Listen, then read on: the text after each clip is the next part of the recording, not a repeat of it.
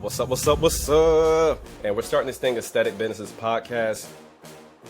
What's up, what's up, what's up? It is Marcus Cotto with Team CTN and the Marcus Project with Mike Mendez and IFBB Pro, Nicholas Austin. What's Yo, good? What's good?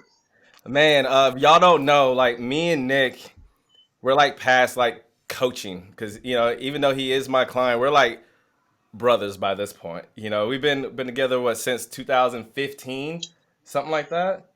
You know what? Since 2014 and 15, between there. Mm-hmm. So it's been a long time. So just a little background. So we're all veterans, and at the time I had just left Okinawa, right? Probably in 2013. And then I still had so many people there, and I had people helping me out.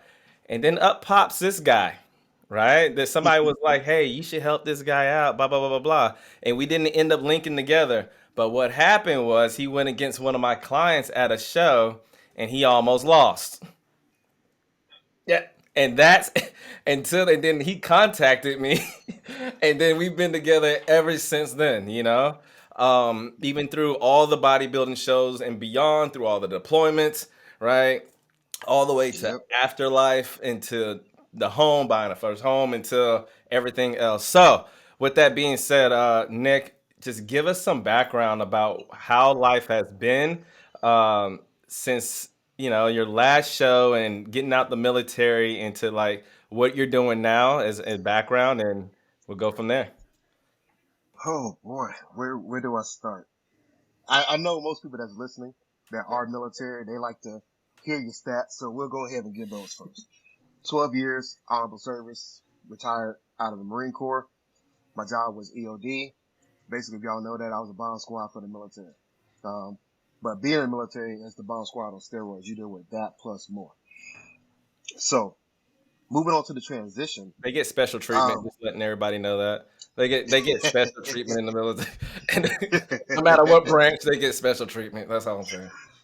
So that transition to civilian life it's a bitch. It's something that nothing really can prepare you for. You can take all the classes, you can get all the handouts, the pamphlets, you can have people on the outside kind of walking you through it. Until you put your feet in those shoes and walk a mile, you will never be able to comprehend what it takes to hit the ground running and become successful. Mm-hmm. For 2 years, I didn't have a job. I was basically a family man, taking care of a family. My retirement paid the bills, this, that, and the third. But it was living frugal. I lived on a tight budget. Everything was planned. But didn't have the freedom that I needed or wanted. It wasn't until August of 2021 that I got 3 job offers and selected one, which put me as a junior network engineer back in the IT field. So way outside of my last job in the military, but it was actually inside of the field of my first job in the military. Let's backtrack for a second. Back in 2020, we got the first house.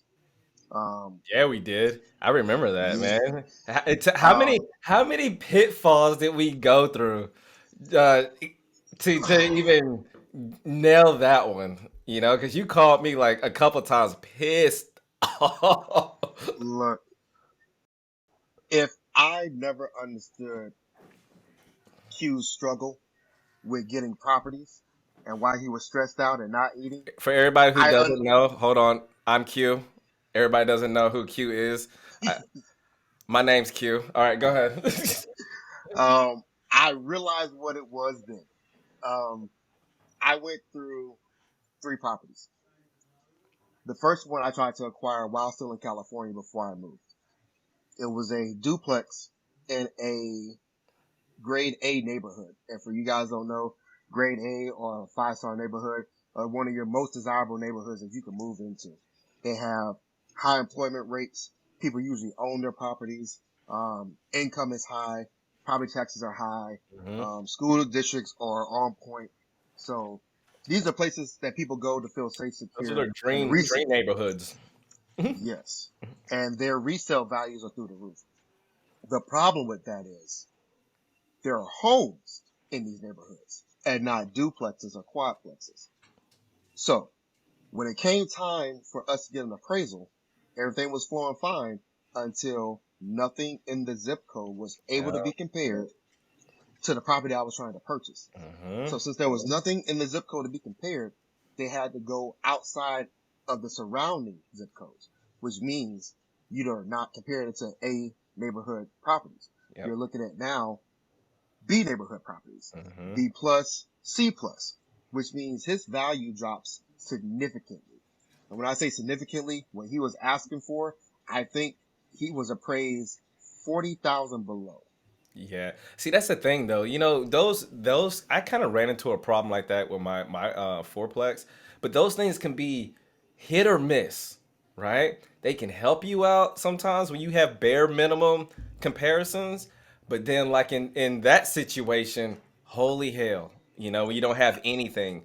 So like a plus will be like, hey, I got this duplex and the one down the road or two sold for 700,000. I'm buying this for 300,000. So they only can compare those right there. So if they don't have anything, they will go outside the area. Those are just things to keep in mind. Now, there was two downfalls with that. Number one, seller was pissed, which means he's not going to let go of the property. And number two, I even tried to negotiate with him Hmm. and try to find some common ground to where he could relinquish the property because it was a great property. Two-car garages combined in the back. So I had a 4-car garage. Ooh. I had two, 3-bedroom, 2 baths on both sides. So on a decent piece of land. So it was definitely something I would have held on to.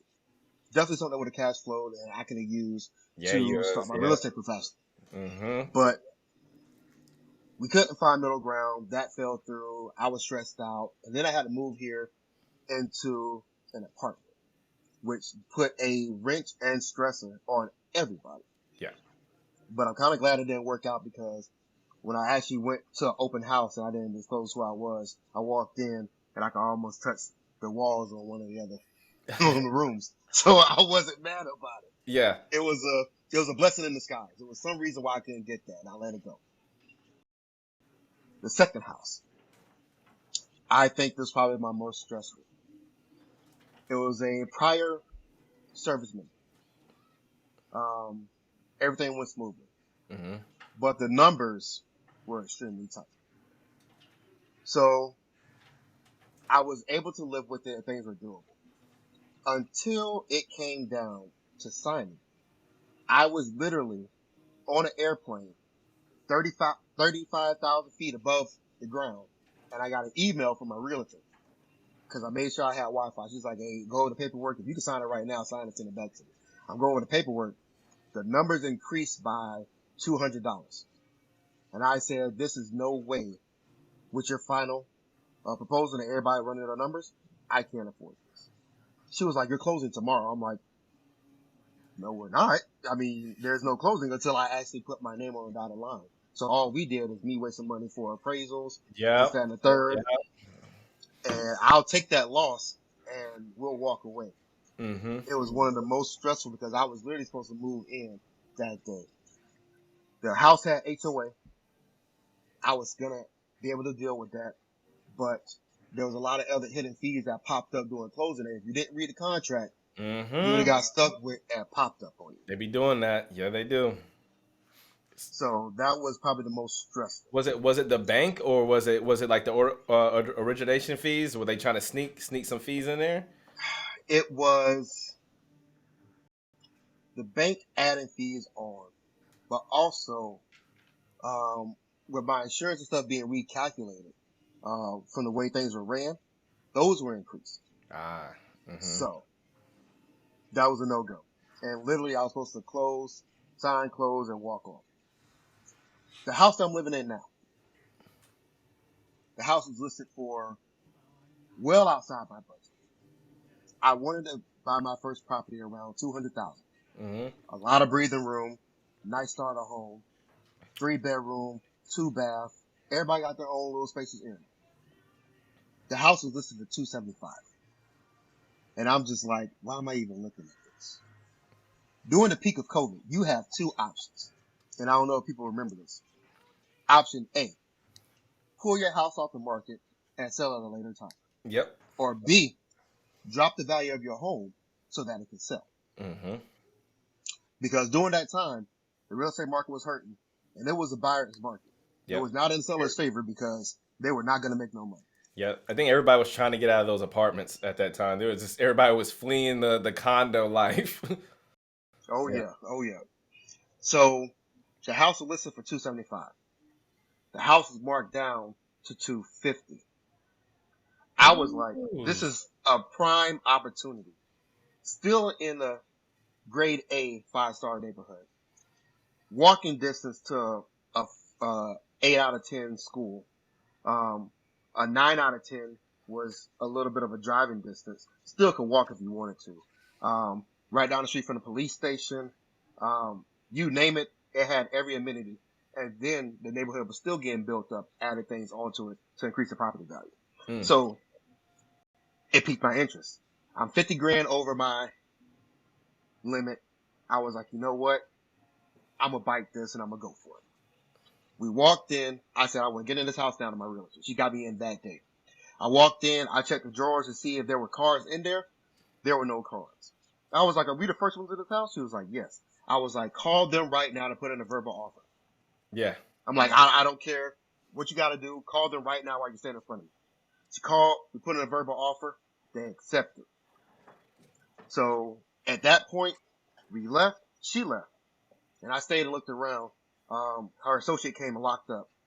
Um, I signed the paperwork. They agreed to add closing, put 5,000 on the back end of the contract.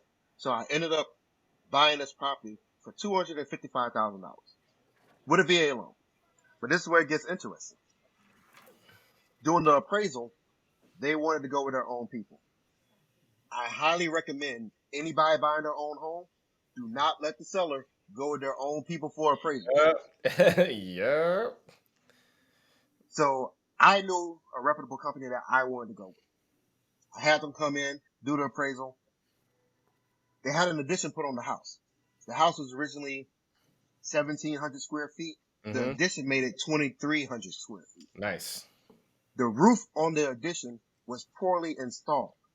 So there were leaks coming into the attic. It was like the entire roof needs to be done on the Oh addition. wow. The rest of the house is good, but that needs to be replaced. On top of that, there was a few other amenities that needed to be fixed. Seller there argue with me, put a new roof on the back, fix everything that I put on my list, no questions asked, walked away with everything I needed. And and So, and the, and the appraisal now, the equity you've gained, the equity you've gained out of that deal, because like if the seller marked it down 25 grand, you already knew that shit was gonna bounce back. Like, so dang. the house sold for 255. At closing, I paid $3. I paid about amount of a bag of chips on the sofa. Walked in there, put it on the table, walked out. About a year later, my house value right now is 319, which means I have about $64,000 worth of equity in this house. Nice, nice, nice. You got some breathing room for almost do another deal, man. To get Almost, almost. Yeah, you I do. would say, a couple more, maybe a year or so, I can get a line of credit on it and then hit the ground See running. ya. Right? Get up out of there. That's what I'm talking about, man. Done deal. Yo. All right. So now, like, now that you've got your first home, everybody knows how you did your first home, and I want y'all to know, like, the knowledge he's gained out of doing like those failures, like his next home. This is why he had all those things done. That he would have never known to get his own appraiser or anything like that if he wouldn't have failed at those other deals or just done his own research. Because man, he was calling me, was like, "Yo, this, that, and third," and I'm like, "Yo, just it'll be good. Trust me, it's gonna be fine." You know, on to the next. But no, get into this crypto mining, man. Like what I want to hear about. How did you get into Yeah. crypto mining? For y'all don't know, we do have our own like little personal group. that we've all like we started. But this Yeah. dude took it to the next level, man. Tell us about the crypto mining, how you got into it, and yeah, let's do it. So I want to say for everybody, like this is our inner circle. Like he might do podcasts, but the three of us right now, that's the clique. Yeah, And each one of us got our own little niche and things that we like to do. But for me, I need to find my niche. So being in the IT field, I was like, you know what? How about I do something technical? So I started looking.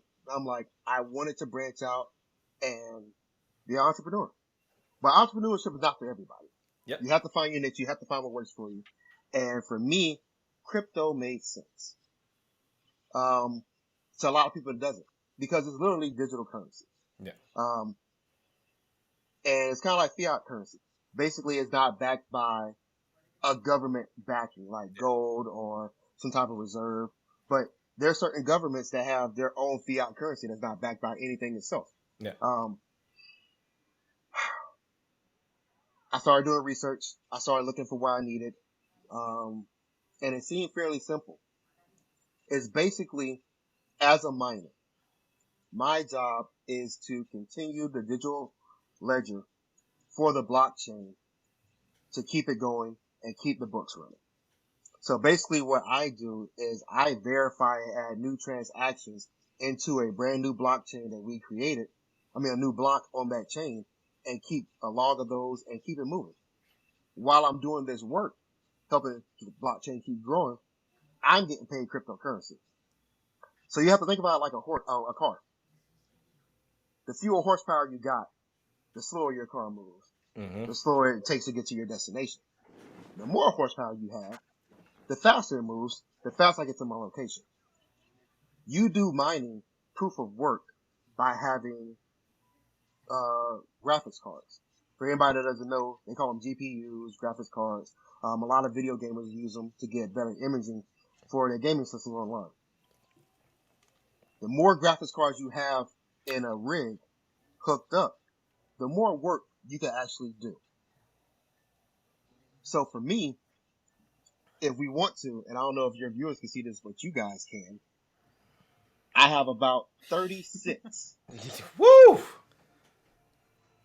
36 graphics cards right now running in the garage. And And tell they're us, working. what about the difficult level of like you had of getting acquiring all this stuff and just and just not there's just so many scammers and stuff out there and how did you know what to do and just and what to get and what are you going through at this point right now? I'm a hustler. Like Damn right. from birth. Like if I gotta get it, I'm gonna get it. I'm gonna find a way to get it. If I gotta get out of the mud with no help by nobody. So when it came to financing this, by any means necessary, I got the money.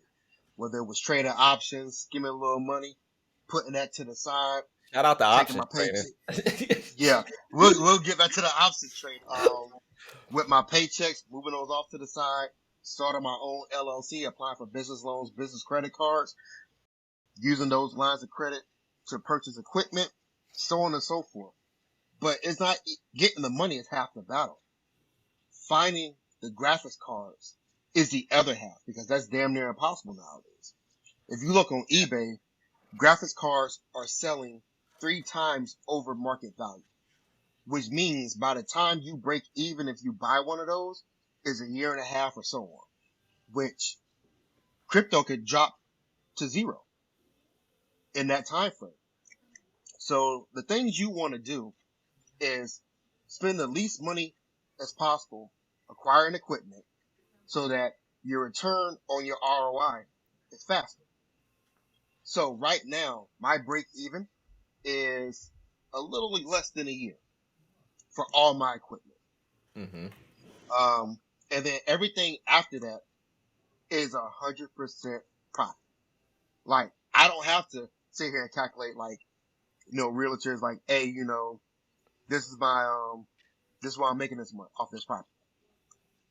After a year, everything that it generates goes into my business account and into my pocket. Mm. I think Mike, what do you think? Like, it's so funny. He mentions those graphic cards. We all do options trading. And I'm really into the tech part of when it comes to options trading. And I can tell you right now, those stocks, right, were high, but those cards are in so much demand. If y'all don't know, like this video games has now turned into like a $4 billion industry, right? And the graphic cards he's describing, they're short on them. They're so short, right? I think was it Nivea is that one of them that makes the graphics cards? Like Mike, what do you see is like as far as graphic cards in the stock market and just relating to what he's going through in this inventory? Well, before that, I want to talk about what he mentioned earlier about when he was looking at his property, and he said he opened the drawer to look for cards. I want to discuss what that really means. So, as a realtor, right, every time we go and show a property, we normally, old school ways, we leave our business card. And what that does, it says this person viewed this property, right? And Mm. so I use digital, so I don't ever do that, but that is the old school method. And and the reason why I say that is because he was smart to look at it. If you see the cards, that's how many times that house has been viewed. So, Ah, I never right, look at that. That's the yeah, I look at it. Look, dropping gems. I never ever look at that. yeah, that's why when he said it, it's a really big deal because if you look it up, if this house has been on the market for 2 weeks and you see no cards, you got them, right? Or vice versa, this market's been on the market for 3-4 weeks or something, and you see 10, 15 cards, you got them. These are negotiation tactics that you can use because it lets you know the interest of a realtor has like if it's been on the market for 2 months and you see 10 cards and it's not off the market, you know that there's something's going on. Everyone's passed on it. So That's now fucking you have crazy. I've been I doing this peeped for that so early. long. I never knew that. yeah. I've walked I into a peeped that house early. with a client. I walked in the house with a client and I said, "We're good. Why? You like it? Okay, cool. We're gonna offer less. Why? Because like there's cards. People seen this house. It's not brand new, right? Like and into his event too as well. Like if you're the first one in, no one's there. Put an offer in. Why? Everything comes fast, man. If you're the first one and you sit there and say, "I'll make you a good deal," the seller at the end of the day could care less how many times they've seen. They want the best deal, the fastest, the easiest way possible. That's Mhm. it. And during the COVID time he's speaking of, you didn't know. It was uncertainty. If they would have held on 2 more months, probably would have had a different story. But And you you don't gotta know, right? steal. Yeah. And so there goes to that. And so I think that's really kind of I want to drop that out there. Like that was very smart to see that and to go off of that. And then when we're going to the actual graphic cards, yeah, man, like you see the stock market, you can bet on them. Even to the point where Nvidia fell down, it came right back up at bounces and those type of things. And now there's a supply chain shortage of getting those, and so that's why you're seeing the market increase it because there's supply chain issues have been going on, and he has to notify that to know that you're paying over what it's worth, but the current market is the current market. Would you say, Nick, right now that you paid less for your cards now than what they are? Like I know the price had to change by now. Had to. Absolutely. I would say I bought We're talking about months in between each other too. at least 23 cards used. Hmm. I bought them used, but the deal was unbeatable. So I was watching a seller trying to sell his rigs um, for about $24,000. He had 16 cars, and they were non LHR. And for people that don't know, you have non LHR versions and LHR versions, which means limited hash rate. So people were buying up so many cards that the text came out with a limited hash rate card, which is still great on graphics, but it reduces the hash rate power, so miners wouldn't buy the card. So they basically locked in the card just for gaming. Mm. But I found this dude that was selling 16 cards, non-LHR, and he wanted 24,000. He couldn't sell it. Now I was watching on eBay, and I made sure I kept notifications. When his timer ended, he relisted it. The second time, he relisted it for 20,000. It was like, make your best offer. I offered 16.5. Nice. Shoot way below the hip, Yeah, you know. definitely like give dance. But he came back within like 30 minutes and counter offered me 18.5. I was Mm. like, nah, we could talk because if you hit me back that quick. You Mm-hmm. want to sell? 100%. I was like, look, I'm not giving you 18.5. I'll do 16.5. We'll cut out the middleman, and I'll drive to New York and pay you cash. That way, you don't have to pay eBay, end your sale, and then pay me. I mean, give me the cards personally, and that way you keep all the money. He was like, New York it is. So this dude drove from Maryland, and I drove from Ohio, and we met in New York, and I inspected the cards. He showed me the rigs while they were on. He gave me access to them from my laptop. I looked at them, functioning fine. He was like, yo, if there's any issues with them, he was real friendly. If there's any issues, let me know, this and the third, if something breaks or it's not working properly, now I'll refund some of it. I was like, bet. Got the cards home, built the rigs in my kitchen from scratch. Yeah, you Because all I did. took was his cards, Mm-hmm. hooked it up, and we got to tinker. And I couldn't find out for the love of me why some of the stuff wasn't working. And after troubleshooting my systems, it came down to too much latency. I was basically trying to ping too many times, and just the signal was dropping from my garage, getting back to my router and back out to the world. The problem was I had a Wi-Fi extender. Even though I had a hard line plugged into it, the Mm-hmm. signal going in between it would drop.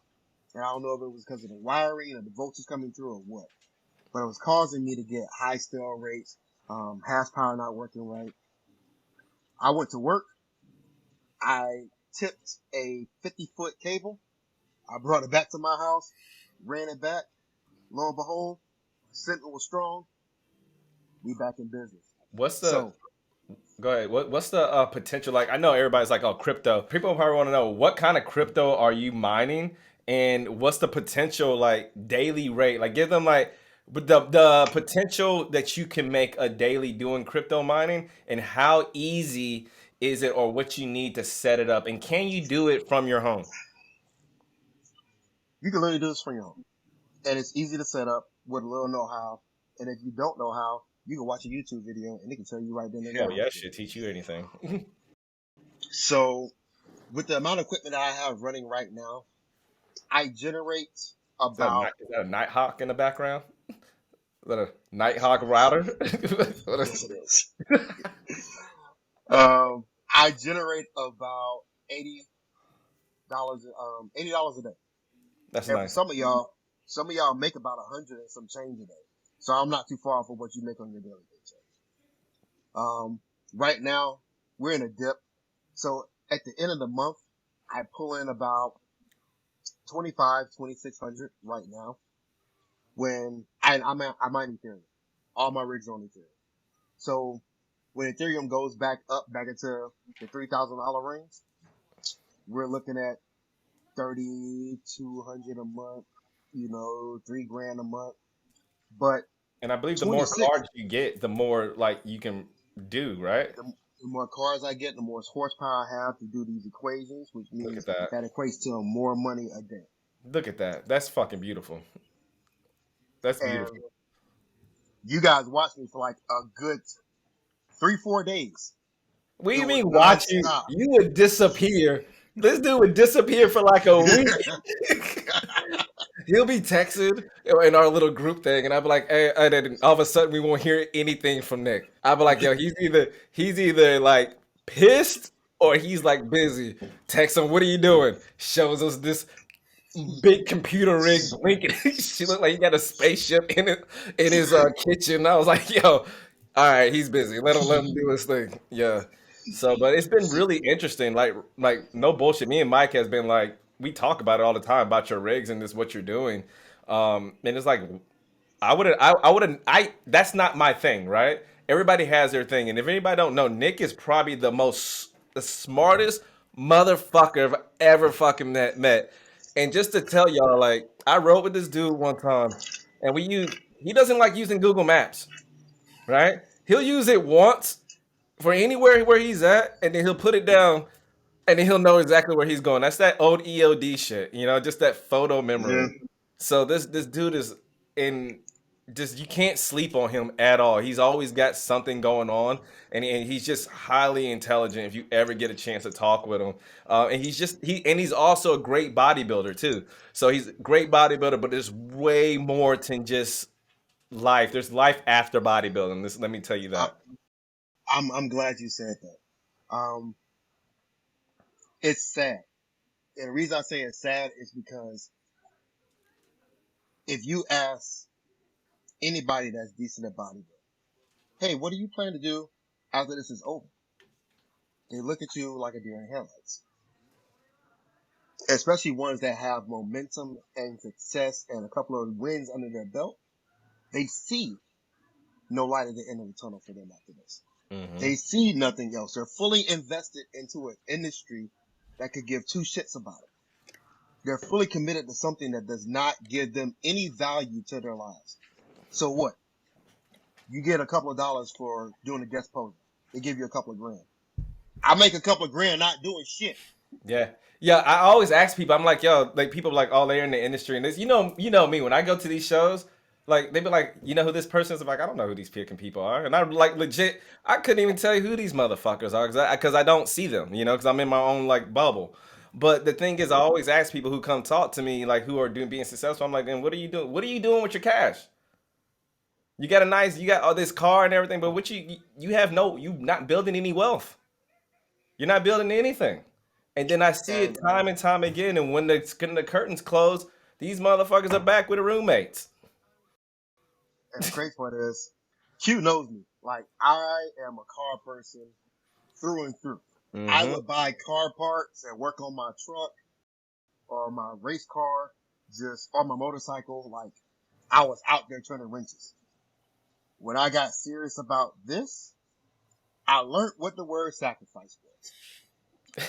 The first thing to go, I sold my drag bike. Yo, I put yeah.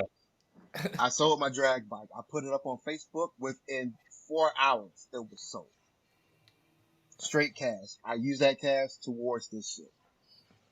And people always talk about, I want to be a fucking millionaire. I want to get in the game. I want to be successful. I deserve this.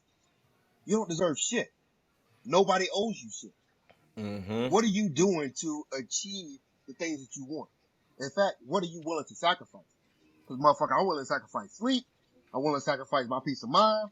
I'm willing to sacrifice all my fucking toys in the garage. Like, I'm willing to sacrifice staying up and doing certifications.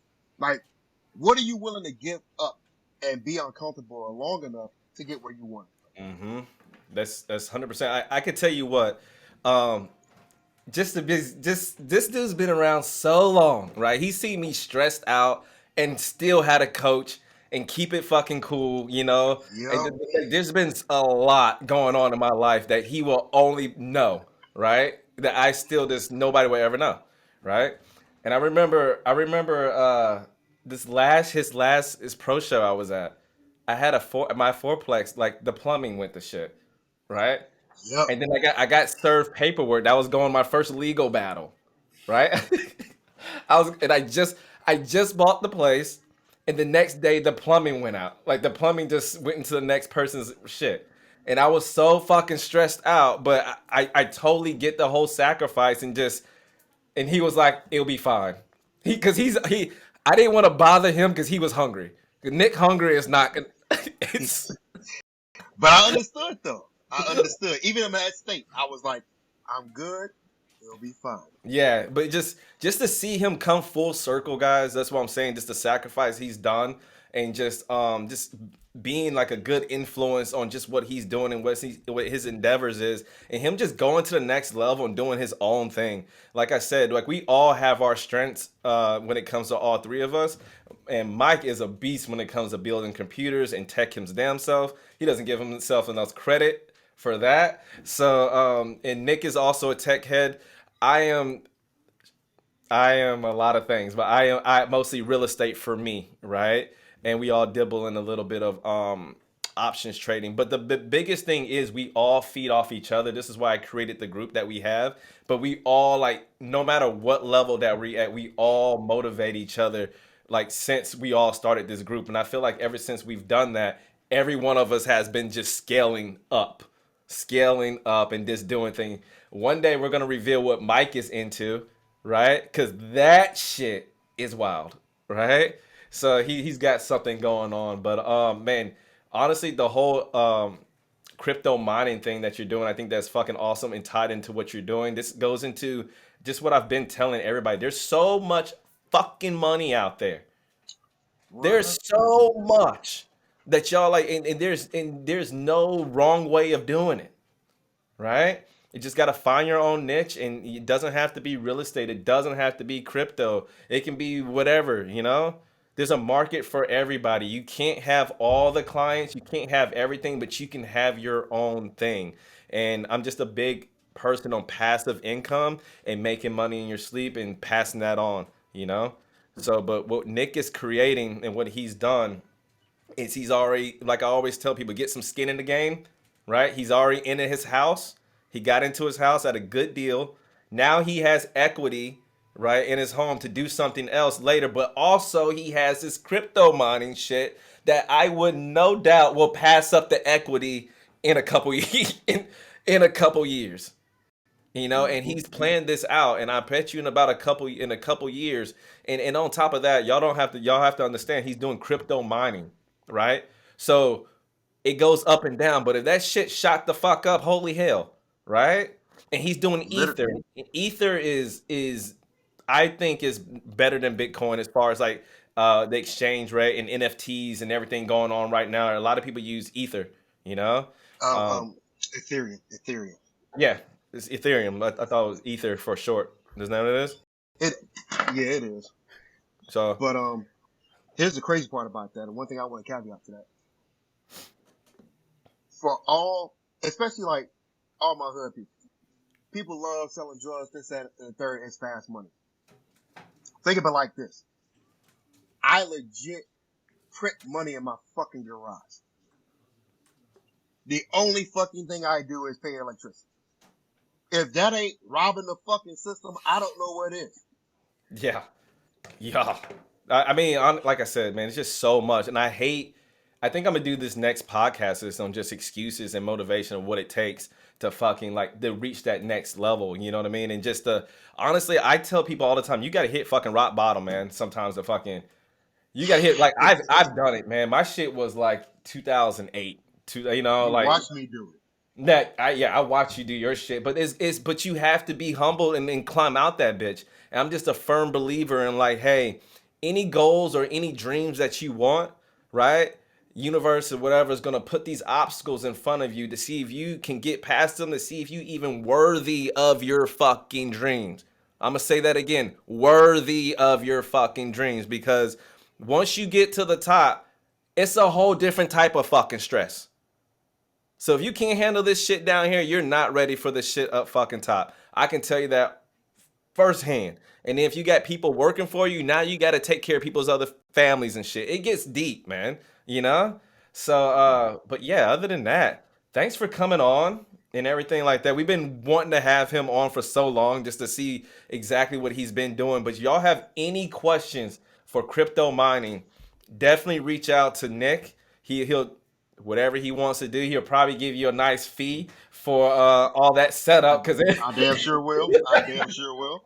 Cause because ain't nothing he free in this world. yeah. So, but I think it's a really good idea for those who are tech heads or into stuff like that, or who hasn't thought of something like that. Like, oh, I can do crypto mining, and just let you know, yeah, it's gonna cost you some money to get in, but invest in your fucking self. There is no plan fucking B. I'm gonna tell y'all it again. There is no plan fucking B. Every time you say plan B, that is error for a window to fail. Fuck that. All right. So other than that, we're gonna sign off and thanks, Nick. Yeah, man.